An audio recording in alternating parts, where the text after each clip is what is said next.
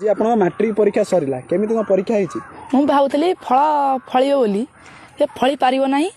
कहीं फल पारनी ଏଇ ମୋ ପାଖରେ ଝିଅଟା ବଇଥିଲା ସୁନ୍ଦରୀ ଝିଅଟା ମୁଁ ଖାଲି ଟିକେ ଲେଖିଲା ବେଳକୁ ମୋତେ ଖାଲି ଡାକୁଛି ମୁଁ ତା ମୁହଁ କଣିଲା ବେଳକୁ ମୋ ମୁଣ୍ଡ ବୁଲଉଛି ସେଇଥିପାଇଁ ମୁଁ ଆଉ କିଛି ଲେଖିବନି ତାକୁ ଅନେଇବି ଆରେ ପାଠ ଲେଖିବି।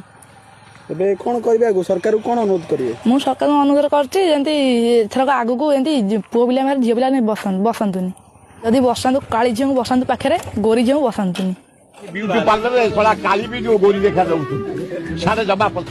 कौन कहे ରେଜଲ୍ଟ ହଉ କି ନ ହଉ କିନ୍ତୁ 3ଟା ଝିଅଙ୍କ ନମ୍ବର ନେଇଯାଇଛି ଯାହା ଦେଖାଯିବ ଖାଲି कौन होती